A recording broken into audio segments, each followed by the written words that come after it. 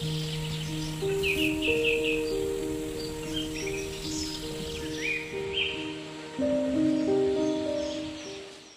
ಪ್ರೀತಿಯುಳ್ಳಂತಹ ದೇವಜನರು, ನಿಮ್ಮೆಲ್ಲರನ್ನೂ ಕೂಡ ಯೇಸುವಿನ ಹೆಸರಲ್ಲಿ ವಂದಿಸ್ತೇನೆ. ಆತ್ಮಿಕ ಬೆಳವಣಿಗೆ ಎಂಬಂಥ ಈ ಕಾರ್ಯಕ್ರಮದಲ್ಲಿ ನಿಮ್ಮೆಲ್ಲರನ್ನ ಭೇಟಿ ಮಾಡೋದ್ರಲ್ಲಿ ನನಗೆ ತುಂಬ ಸಂತೋಷ.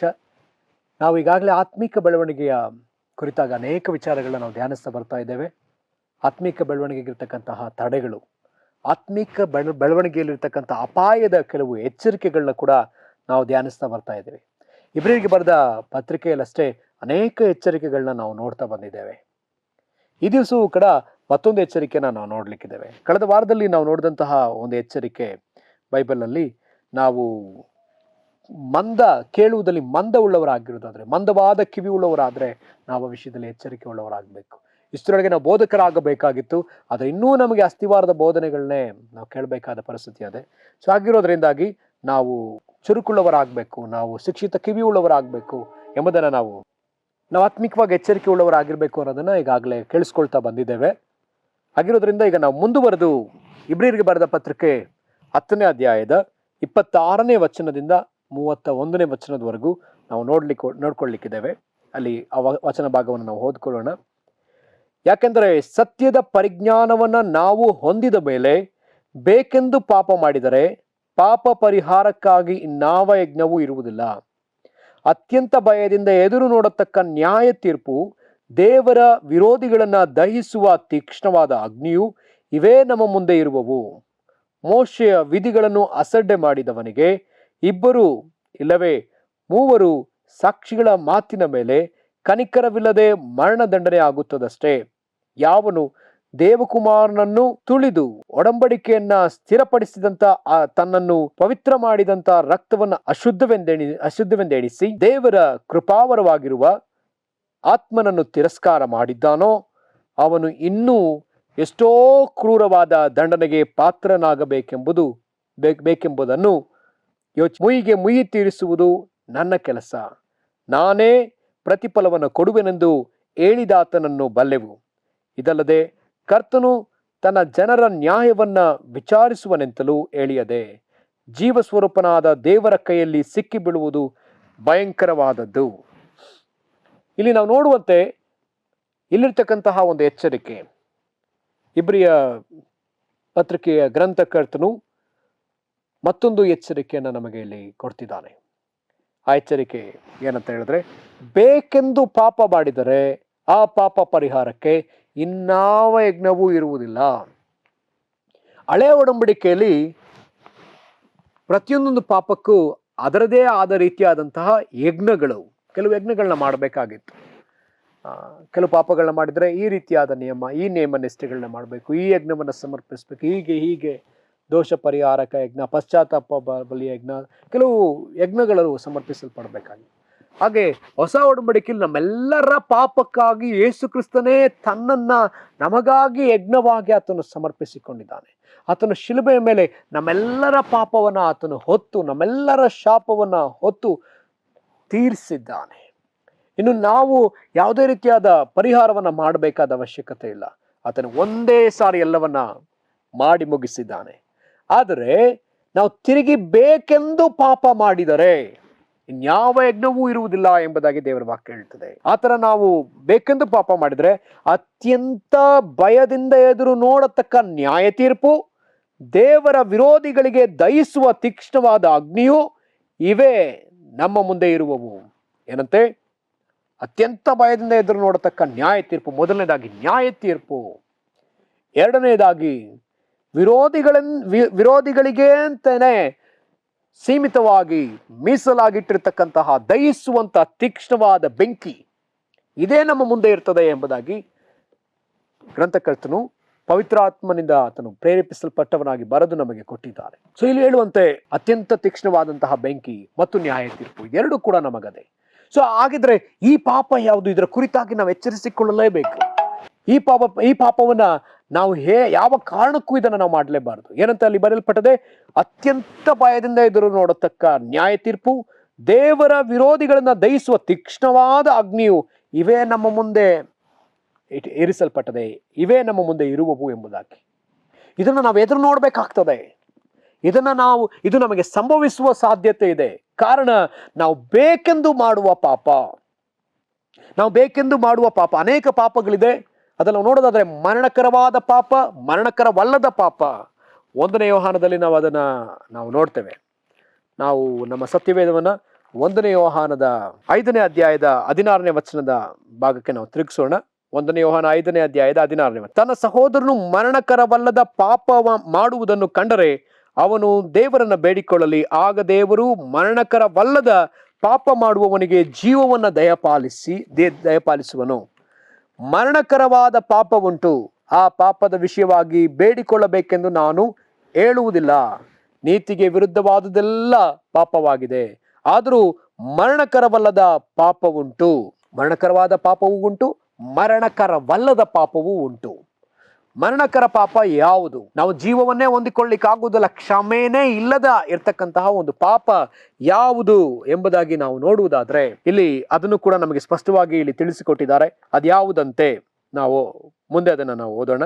ಅಲ್ಲಿ ಮುಂದೆ ಬರೆಯಲ್ಪಟ್ಟದೆ, ಯಾವನು ದೇವಕುಮಾರನನ್ನು ತುಳಿದು ಒಡಂಬಡಿಕೆಯನ್ನ ಸ್ಥಿರಪಡಿಸಿದಂತ, ತನ್ನನ್ನ ಪವಿತ್ರ ಮಾಡಿದಂತ ರಕ್ತವನ್ನ ಅಶುದ್ಧವೆಂದೆಣಿಸಿ ದೇವರ ಕೃಪಾವರವಾಗಿರುವ ಆತ್ಮನನ್ನ ತಿರಸ್ಕಾರ ಮಾಡಿದ್ದಾನೋ ಇವನು ಇನ್ನೂ ಎಷ್ಟೋ ಕ್ರೂರವಾದ ದಂಡನೆಗೆ ಪಾತ್ರನಾಗಬೇಕೆಂಬುದನ್ನು ಯೋಚಿಸ್ರಿ.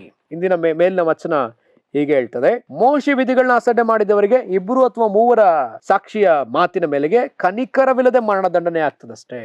ಹಳೆ ಒಡಂಬಡಿಕೆಯಲ್ಲಿ ಕನಿಕರವನ್ನೇ ತೋರಿಸದೆ ಮೋಶೆ ಕೆಲವು ಪಾಪಗಳನ್ನ ಮಾಡಿದವರಿಗೆ ನೇರವಾಗಿ ಅವರಿಗೆ ದಂಡನೆ, ವ್ಯಭಿಚಾರ ಮಾಡಿದವರಿಗೆ ನೇರ ಆತ ದಂಡಿಸಿದ್ದನ್ನ, ಯಾವ ಕ್ಷಮಾಪಣೆ ಇಲ್ಲದೆ ದಂಡಿಸಿದ್ದನ್ನ ನಾವು ಕಾಣ್ತೇವೆ. ಹಾಗಿದ್ರೆ ಪ್ರಿಯರೇ, ಇಲ್ಲಿ ನಾವು ನೋಡುವಂತೆ ಇಲ್ಲಿ ಇನ್ನೊಂದು ಪಾಪವದೆ, ತುಂಬಾ ಮರಣಕರವಾದ ಪಾಪ. ದೇವರ ದಂಡನೆಗೆ ನಮ್ಮನ್ನ ಪಾತ್ರರನ್ನಾಗಿ ಮಾಡಿಕೊಳ್ಳುವ ಪಾಪ. ಅದ್ಯಾವುದಂದ್ರೆ ಏಸುವನ್ನೇ ತುಳಿದು ಆತನ ಒಡಂಬಡಿಕೆಯ ರಕ್ತವನ್ನ ಮತ್ತು ಆತನ ಒಡಂಬಡಿಕೆಯನ್ನು ಸ್ಥಿರಪಡಿಸಿದಂತಹ ರಕ್ತವನ್ನ ಮತ್ತು ದೇವಕುಮಾರನ ತುಳಿದು ಒಡಂಬಡಿಕೆಯನ್ನು ಸ್ಥಿರಪಡಿಸಿದಂತ, ತನ್ನನ್ನು ಪವಿತ್ರ ಮಾಡಿದಂತ ರಕ್ತವನ್ನ ಅಶುದ್ಧವೆಂದೆಣಿಸಿ ದೇವರ ಕೃಪಾವರವಾಗಿರುವ ಆತ್ಮನನ್ನ ತಿರಸ್ಕಾರ ಮಾಡಿದನು, ಅವನು ಇನ್ನೂ ಎಷ್ಟೋ ಕ್ರೂರವಾದ ದಂಡನೆ ಗುರಿಯಾಗಿದೆ. ನೋಡ್ರಿ, 3 ವಿಚಾರಗಳಿಲ್ಲಿದೆ.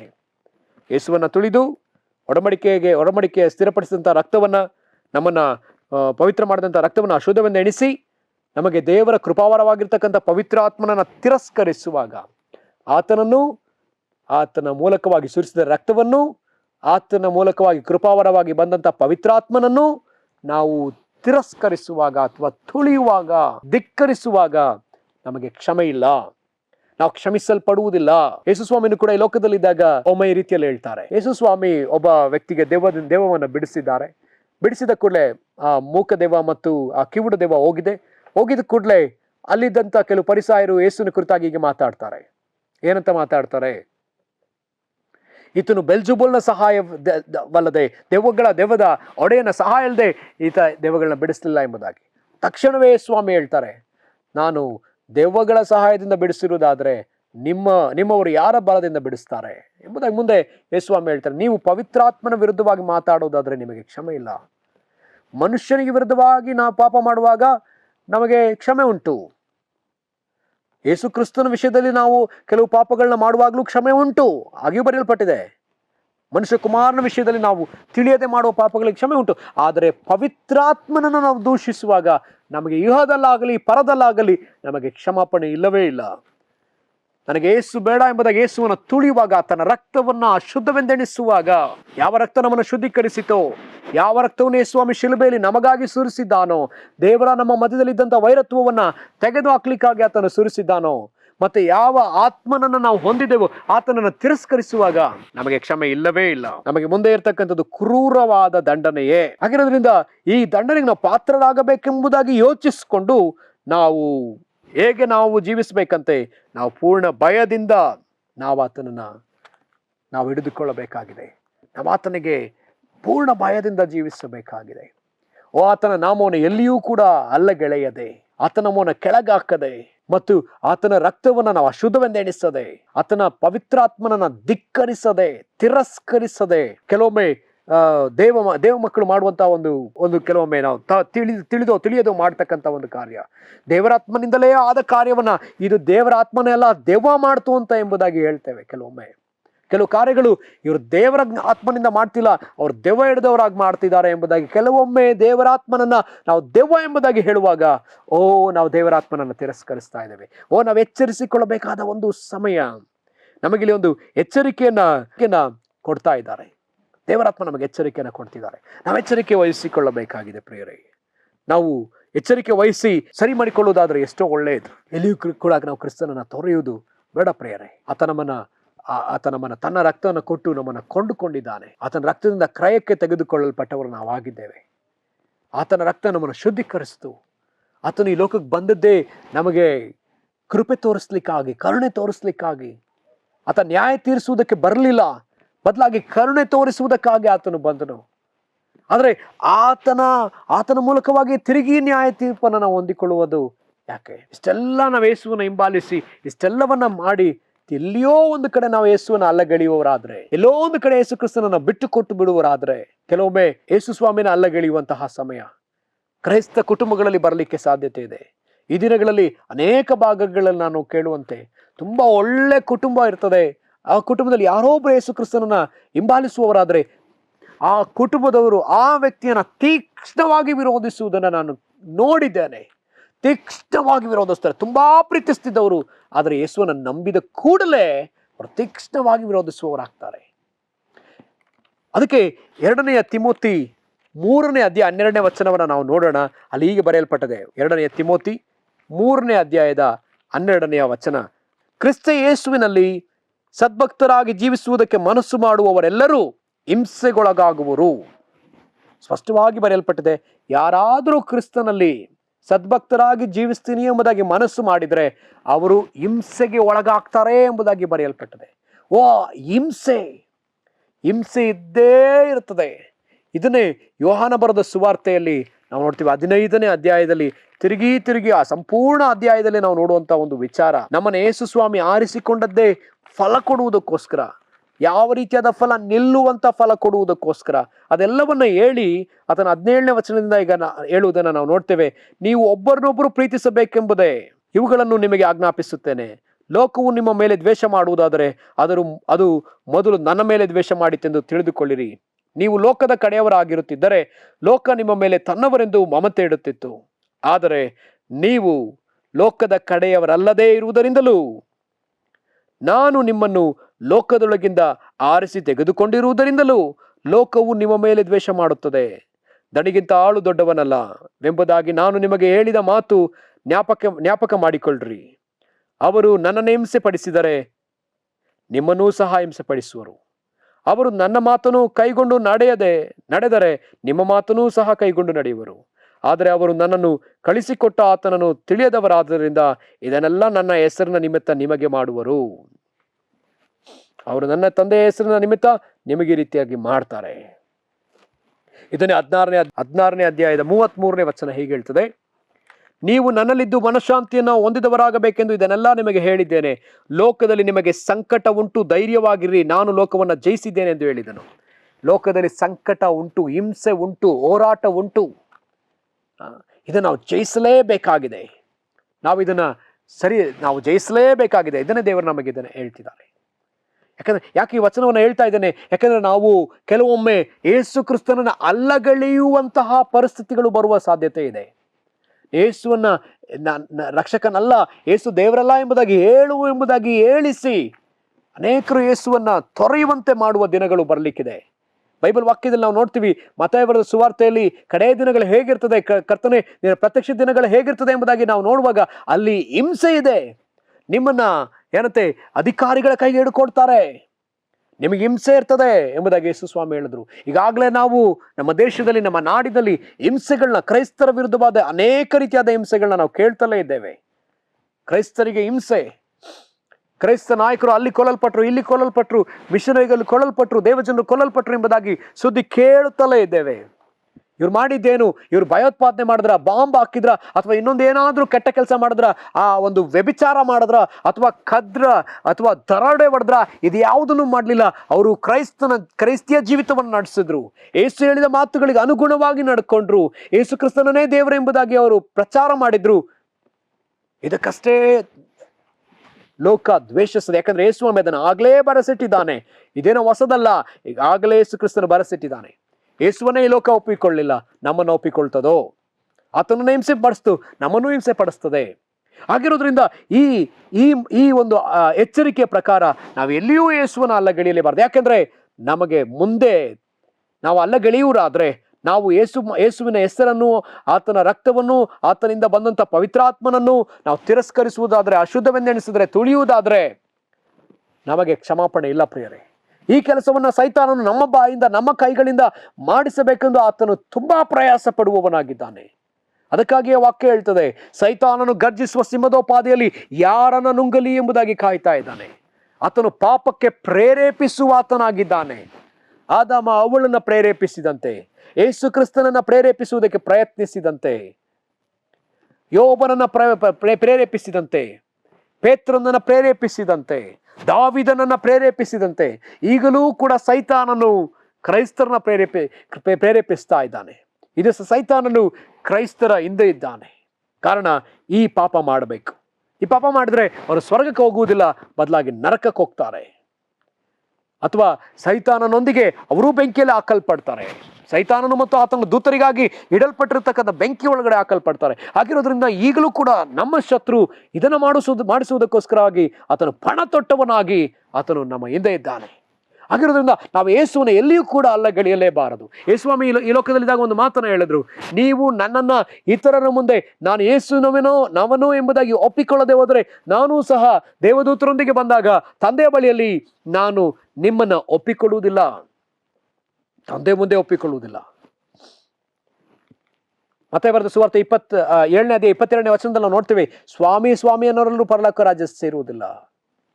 ಸ್ವಾಮಿ ನಿನ್ನ ಹೆಸರನ್ನ ಬೋಧನೆ ಮಾಡಿದೆ, ನಾನು ದೆವ್ವ ಓಡಿಸ್ದೆ, ನಾನು ಇದನ್ನ ಮಾಡಿದೆ, ಅದನ್ನ ಮಾಡಿದೆ ಎಂಬುದಾಗಿ ಎಲ್ಲ ಹೇಳುವವರೆಲ್ಲ ಅಲ್ಲ. ತಂದೆ ಚಿತ್ತವನ್ನ ಮಾಡುವವರೇ ಪರಲೋಕ ರಾಜ್ಯಕ್ಕೆ ಸೇರಿಸಲ್ಪಡುವವರು. ಇಲ್ದಿದ್ರೆ ಸ್ವಾಮಿ ಸ್ವಾಮಿ ಅನ್ನೋರೆಲ್ಲರೂ ಆ ಥರ ಹೇಳ್ಕೊಂಡು ಬರೋರ್ನ ಸ್ವಾಮಿ ಏನ್ ಹೇಳ್ತಾರಂತೆ ಅವ್ರ ನೋಡಿ, ನಿಮ್ಮ ಗುರುತನ್ನು ಕಾಣೆನು. I don't know who you are. ನೀವು ಯಾರೋ ನನಗೆ ಗೊತ್ತಿಲ್ಲ, ನಿನ್ನ ಗುರುತು ನನಗೆ ಗೊತ್ತಿಲ್ಲ. ಕಾರಣ ಏನು? ಕಾರಣ ಎಷ್ಟೇ, ಎಲ್ಲೋ ಒಂದು ಕಡೆ ನಾವು ಯೇಸುವನ್ನ ಬಿಟ್ಟು ಯೇಸು ಕ್ರಿಸ್ತನ ಹೆಸರನ್ನ ನಾವು ತ್ಯಜಿಸಿ ನಾವು ಮಾಡುವ ಪಾಪಗಳು. ಈ ಲೋಕದಲ್ಲಿ ನಾವು ಒಪ್ಪಿಕೊಳ್ಳದೆ ಹೋಗುವಾಗ ಕಠಿಣವಾದ ಪಾಪ, ಹೌದು, ಅತಿ ಭಯಂಕರವಾದ ಪಾಪ, ಮರಣಕರವಾದ ಪಾಪ. ಪರಿಶುದ್ಧಾತ್ಮನ ವಿರುದ್ಧವಾಗಿ ನಾವು ಮಾತನಾಡುವಾಗ, ಪರಿಶುದ್ಧಾತ್ಮನ ಕಾರ್ಯಗಳ ವಿರುದ್ಧವಾಗಿ ನಾವು ಮಾತನಾಡುವಾಗ, ಪರಿಶುದ್ಧಾತ್ಮನ ಬಳಿಯಲ್ಲಿ ನಾವು ಮಾಡುವ ಪಾಪ.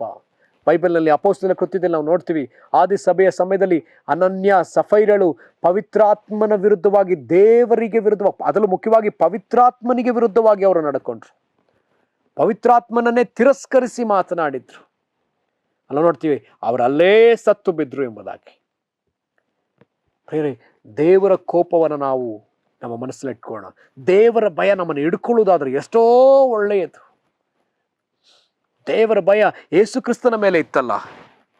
ಯೇಸು ಕ್ರಿಸ್ತನು ಕೂಡ ಈ ಲೋಕದಲ್ಲಿದ್ದಾಗ ಆತನು ಪೂರ್ಣ ಭಯದಿಂದ, ಪೂರ್ಣ ಭಕ್ತಿಯಿಂದ, ಆತನು ಕಣ್ಣೀರನ್ನ ಸುರಿಸುತ್ತಾ ಮರಣದಿಂದ ಕಾಪಾಡ ಶಕ್ತನಾಗಿರುವ ಆತನಿಗೆ ಆತ ಕೂಗ್ತಾ ವಿಜ್ಞಾಪಿಸ್ತಿದ್ನಲ್ಲ. ಆತನ ಮೇಲಿದ್ದ ಭಯ ಇವತ್ತು ಕ್ರೈಸ್ತರಾಗಿರುವಂಥ ದೇವಜನರಾಗಿರುವಂಥ ನಮ್ಮೊಬ್ಬೊಬ್ಬರ ಮೇಲೆಯೂ ಬೇಕು. ಯೆಶಾಯ 11ನೇ ಅಧ್ಯಾಯದ 1ನೇ ವಚನದಲ್ಲಿ ಹೇಳಲ್ಪಟ್ಟಂತೆ, ದಾವೀದನ ಆ ಅಂಕುರದ ಮೇಲೆ, ಆ ಚಿಗುರಿನ ಮೂಲಕ ಬಂದ ಆ ಚಿಗುರಿನ ಮೇಲಿದ್ದಂತಹ ಅದೇ 7 ಆತ್ಮಗಳಲ್ಲಿ ಒಂದು ಆತ್ಮ ಭಯದ ಆತ್ಮ, ಕರ್ತನ ಭಯವನ್ನುಂಟು ಮಾಡುವ ಆತ್ಮ. ಅಲ್ಲಿ ನಾವು ನೋಡ್ತೇವೆ, ಅದು ಮತ್ತೆ ಅಲ್ಲಿ ಬರೆಯಲ್ಪಟ್ಟದೆ, ಕರ್ತನ ಭಯವನ್ನುಂಟು ಮಾಡುವ ಆತ್ಮ ಮತ್ತು ಕರ್ತನ ಭಯದ ಆತ್ಮವೇ ಆತನ ಮೇಲೆ ಪರಿಮಳಿಸ್ತಾ ಇತ್ತು ಎಂಬುದಾಗಿ. ಆತನ ಜ್ಞಾನದ ಆತ್ಮ, ತಿಳುವಳಿಕೆ ಆತ್ಮ, ಪರಾಕ್ರಮದ ಆತ್ಮ, ವಿವೇಚನೆಯ ಆತ್ಮ ಪರಿಮಳಿಸ್ತಾ ಇರಲಿಲ್ಲ, ಬದಲಾಗಿ ಕರ್ತನ ಭಯದ ಆತ್ಮ ಆತನ ಮೇಲೆ ಪರಿಮಳಿಸ್ತಾ ಇತ್ತು. ಓ ಪ್ರಿಯರೇ, ದಿವಸ ನಮ್ಮೊಬ್ಬೊಬ್ಬರ ಮೇಲೆ ಕರ್ತನ ಭಯದ ಆತ್ಮ ಪರಿಮಳಿಸುವುದಾದ್ರೆ ಎಷ್ಟೋ ಒಳ್ಳೆಯದು. ಯಾಕಂದ್ರೆ ನಾವು ದೊಡ್ಡ ಅಪಾಯಗಳಿಂದ ತಪ್ಪಿಸಿಕೊಳ್ತೇವೆ. ಬೈಬಲ್ನ ಕಡೆಯ ಪುಸ್ತಕದ ಪ್ರಾರಂಭದಲ್ಲಿ ನಾವು ನೋಡುವಾಗ, ಅಪೊಸ್ತಲನಾದ ಯೋಹಾನನಿಗೆ ದೇವರು ಯೇಸು ಸ್ವಾಮಿ ತನ್ನನ್ನು ಪ್ರಕಟಪಡಿಸಿಕೊಂಡು ಹೇಳುವಾಗ, ಕೆಲವು ಸಭೆಗಳಿಗೆ, ಅದರಲ್ಲಿ ಮುಖ್ಯವಾಗಿ 2ನೇ ಸಭೆ ಮತ್ತು 5ನೇ ಸಭೆಗೆ ಯಾವುದೇ ರೀತಿಯಾದ ತೆಗಳಿಕೆಯನ್ನು ಮಾತಾಡದೆ ಹೊಗಳಿಕೆಯನ್ನೇ ಮಾತನಾಡಿ ಅವರಿಗೆ ಪ್ರೋತ್ಸಾಹಪಡಿಸಿ ಅಲ್ಲಿ ಯೇಸು ಸ್ವಾಮಿ ಅವ್ರನ್ನ ಆಶೀರ್ವದಿಸುವುದನ್ನು ಕಾಣ್ತೇವೆ. ಕಾರಣ ಆ ಎರಡೂ ಸಭೆಗಳು ಕೂಡ ತುಂಬಾ ಹೋರಾಟಗಳ ಮಧ್ಯದಲ್ಲಿ, ಹಿಂಸೆಯ ಮಧ್ಯದಲ್ಲಿ ಹೋಗುವುದನ್ನು ನಾವು ಕಾಣ್ತೇವೆ. ಕ್ರಿಸ್ತನಿಗಾಗಿ ಆ ಸಭೆಗಳು ಹಿಂಸೆಯನ್ನು ಹಾದು ಹೋಗ್ತಾ ಇದ್ದಾವೆ. ಅಲ್ಲ ನೋಡ್ತೇವೆ ಪ್ರಕಟಣೆಯ ಪುಸ್ತಕದಲ್ಲಿ 2ನೇ ಅಧ್ಯಾಯದ 8ನೇ ವಚನ, ಸ್ಫುರ್ಣದಲ್ಲಿರುವ ಸಭೆಯ ದೂತನಿಗೆ ಬರೆ, ಸತ್ತವನಾಗಿದ್ದು ಜೀವಿತನಾಗಿ ಎದ್ದು ಬಂದ ಆದ್ಯಂತನು ಹೇಳುವುದೇನೆಂದರೆ, ನಾನು ನಿನ್ನ ಸಂಕಟವನ್ನು ನಿನ್ನ ಬಡತನವನ್ನು ಬಲ್ಲೆನು, ಆದರೂ ನೀನು ಐಶ್ವರ್ಯವಂತನೇ. ಇದಲ್ಲದೆ ತಮ್ಮನ್ನು ಯಹೂದ್ಯರೆಂದು ಕೊಳ್ಳುವವರು ನಿನ್ನ ವಿಷಯವಾಗಿ ದೂಷಿಸುವುದನ್ನು ಬಲ್ಲೆನು, ಅವರು ಯಹೂದ್ಯರಲ್ಲ, ಸೈತಾನ ಸಮಾಜದವರಾಗಿದ್ದಾರೆ. ನಿನಗೆ ಸಂಭವಿಸುವುದಕ್ಕಿರುವ ಬಾಧೆಗಳಿಗೆ ಹೆದರಬೇಡ. ಇಗೋ, ನೀವು ದುಷ್ಪ್ರೇರಣೆಗೆ ಒಳಗಾಗುವಂತೆ ಸೈತಾನನು ನಿಮ್ಮಲ್ಲಿ ಕೆಲವರನ್ನು ಸೆರೆಮನೆಯೊಳಗೆ ಹಾಕುವುದಕ್ಕಿದ್ದಾನೆ ಮತ್ತು 10 ದಿವಸದ ತನಕ ನಿಮಗೆ ಸಂಕಟವಿರುವುದು. ನೀನು ಸಾಯಬೇಕಾದರೂ ನಂಬಿಗಸ್ತನಾಗಿರು, ನಾನು ನಿನಗೆ ಜೀವವೆಂಬ ಜಯಮಾಲೆಯನ್ನು ಕೊಡುವೆನು. ದೇವರಾತ್ಮನ ಸಭೆಗಳಿಗೆ ಹೇಳುವುದನ್ನು ಕಿವಿಯುಳ್ಳನು ಕೇಳಲಿ. ಜಯ ಹೊಂದುವವನಿಗೆ 2ನೇ ಮರಣದಿಂದ ಕೇಡಾಗುವುದೇ ಇಲ್ಲ. ನೋಡ್ರಿ, ಈ ಸಭೆಗೆ ದೇವರು ಹೇಳುವಂತ ಒಂದು ವಿಚಾರ, ಜಯ ನಿನಗೆ 2ನೇ ಮರಣದಿಂದ ಕೇಡಾಗುವುದಿಲ್ಲ, ನಿನಗೆ ನರಕ ಇಲ್ಲವೇ ಇಲ್ಲ ಎಂಬುದಾಗಿ ಇಲ್ಲಿ ದೇವರು ಹೇಳುವುದನ್ನು ನಾವು ಕಾಣ್ತೀವಿ. ಕಾರಣ ಈ ಸಭೆ ಹಿಂಸೆಯನ್ನೇ ನೋಡ್ತಾ ಬಂದಿದೆ. ಹಿಂಸೆ ತನ್ನ ಜೀವಿತ ಪರ್ಯಂತರ ಹಿಂಸೆಯನ್ನೇ ಹಾದು ಹೋಗಿದೆ. ಕಡೆಯ ಸಭೆ ಫಿಲದೆಲ್ಫಿಯ ಸಭೆಯೂ ಸಹ ನಾವು ನೋಡ್ತೇವೆ, ಅಲ್ಲಿಯೂ ಸಹ ಅದು ಹಿಂಸೆ, ಹೋರಾಟ, ಸೈತಾನ ಸಮಾಜದವರಲ್ಲಿ ಕೆಲವರು ಬಂದು ಅವ್ರನ್ನ ದೂಷಿಸ್ತಾ ಇದ್ರು ಕೂಡ, ಅವ್ರನ್ನ ಶೋಧಿಸ್ತಾ ಇದ್ರು ಕೂಡ, ಅವರೆಲ್ಲರ ಮಧ್ಯದಲ್ಲಿ ನಂಬಿಕೆಯನ್ನು ಕಾದುಕೊಂಡಂತಹ ಒಂದು ಸಭೆ, ಹಿಂಸೆಯ ನಡುವೆಯೇ ತನ್ನ ನಂಬಿಕೆಯನ್ನು ಕಾದುಕೊಂಡಂತಹ ಸಭೆ, ತನ್ನ ಪರಿಶುದ್ಧತೆಯನ್ನು ಕಾದುಕೊಂಡಂತಹ ಸಭೆ. ಈ ಸಭೆಗೂ ಸ್ಮುರ್ಣ ಸಭೆಗೂ, ಎರಡೂ ಸಭೆಗೂ ಯೇಸು ಸ್ವಾಮಿ ಹೇಳುವಂತ ಒಂದು ವಿಷಯ ಏನಂತಂದ್ರೆ, ನೀನು ಜಯಶಾಲಿ ಆಗ್ತಿ, ನೀನು ಕಾದುಕೊಳ್ಳುವುದಾದ್ರೆ ಜಯಶಾಲಿ ಆಗ್ತಿ. ಹಾಗಿದ್ರೆ ಪ್ರಿಯರೇ, ಈ ದಿವಸ ನಾವು ಕೂಡ ನಮ್ಮ ಬಾಯಿಗಳನ್ನ ಕಾದುಕೊಳ್ಳಬೇಕು.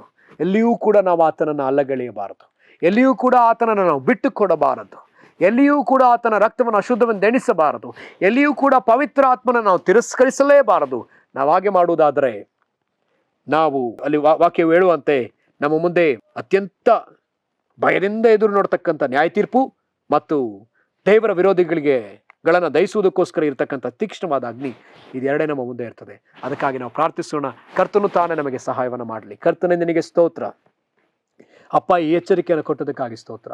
ನಾವು ಈ ಜೀವಿತ ಇರುವವರೆಗೂ ಕರ್ತನೆ, ನಾವು ಬೇಕೆಂದು ಯಾವ ಪಾಪವನ್ನು ಮಾಡದೇ ಇರುವುದಕ್ಕೆ ಸಹಾಯ ಮಾಡು. ಮರಣಕರವಾದ ಪಾಪವನ್ನ ನಾವು ಮಾಡದೆ ಸ್ವಾಮಿ, ಯಾವಾಗಲೂ ನಿನ್ನ ಮೇಲೆ ಭಯದಿಂದ ನಾವು ಜೀವಿಸೋದಕ್ಕೆ ಸಹಾಯ ಮಾಡು. ಎಲ್ಲಿ ನಾನು ನಿನ್ನನ್ನು ನೋಯಿಸಿಬಿಡ್ತೇನೋ, ಎಲ್ಲಿ ನಾನು ನಿನಗೆ ವಿರುದ್ಧವಾಗಿ ಪಾಪ ಮಾಡಿಬಿಡ್ತೇನೋ, ಎಲ್ಲಿ ನೀತಿಗೆ ವಿರುದ್ಧವಾಗಿ ನಾನು ನಡ್ಕೊಂಡು ಬಿಡುತ್ತೇನೋ ಎಂಬುದಾಗಿ ಕರ್ತನೆ ಅಪ್ಪ, ನಾನು ಭಯದಿಂದ ಜೀವಿಸುವುದಕ್ಕೆ ಸಹಾಯ ಮಾಡು. ಇಬ್ರಿಯ 5:7 ಹೇಳಲ್ಪಟ್ಟಂತೆ ಕರ್ತನೆ ಅಪ್ಪ, ನಿನ್ನ ಭಯದಿಂದಲ ದೇವರ ಭಕ್ತಿಯಿಂದ ಕರ್ತನೆ, ನೀನು ಯಾವಾಗಲೂ ಹೇಗೆ ಕಣ್ಣೀರು ಸುರಿಸ್ತಾ ಪ್ರಾರ್ಥಿಸ್ತಿದ್ದೋ ಆ ರೀತಿಯಲ್ಲಿ ನಾವು ಕೂಡ ಮರಣದಿಂದ, ಪಾಪದಿಂದ ತಪ್ಪಿಸುವುದಕ್ಕೆ ಶಕ್ತನಾಗಿರುವಂತ ನಿನ್ನ ಮೇಲೆ ನಂಬಿಕೆ ಇಟ್ಟು ಕರ್ತನೆ ನಾವೂ ಸಹ ಪ್ರಾರ್ಥಿಸುವುದಕ್ಕೆ ಸಹಾಯ ಮಾಡು ಸ್ವಾಮಿ. ಸಹಾಯ ಮಾಡು ಕರ್ತನೆ. ನಿನ್ನ ಬಳಿಯಲ್ಲಿ ನಾವು ಕೇಳ್ಕೊಳ್ತೇವೆ, ಬೇಡಿಕೊಳ್ತೇವೆ ಸ್ವಾಮಿ, ನಮಗೆ ಸಹಾಯ ಮಾಡು. ಈ ದುಷ್ಟ ಲೋಕದಿಂದ ತಪ್ಪಿಸಿಕೊಳ್ಳಿಕ್ಕೆ ನಮಗೆ ಸಹಾಯ ಮಾಡು. ಬರುವುದಕ್ಕಿರ್ತಕ್ಕಂಥ ಎಲ್ಲ ಕೇಡುಗಳಿಂದ ನಮ್ಮನ್ನು ತಪ್ಪಿಸು ಸ್ವಾಮಿ. ಹಾಗೆ ನೀವು ಮಾಡುವುದಕ್ಕಾಗಿ ಸ್ತೋತ್ರ. ಎಲ್ಲ ಮಹಿಮೆ ನಿಮಗೆ ಸಲ್ಲಿಸ್ತೇವೆ ಸ್ವಾಮಿ. ಯೇಸು ಕ್ರಿಸ್ತನ ನಾಮದಲ್ಲಿ ಪ್ರಾರ್ಥಿಸ್ತೇವೆ ಪ್ರೀತಿಯ ತಂದೆಯೇ, ಆಮೆನ್, ಆಮೆನ್. ಕರ್ತನು ನಿಮ್ಮೆಲ್ಲರನ್ನು ಕೂಡ ಆಶೀರ್ವದಿಸಲಿ. Praise the lord.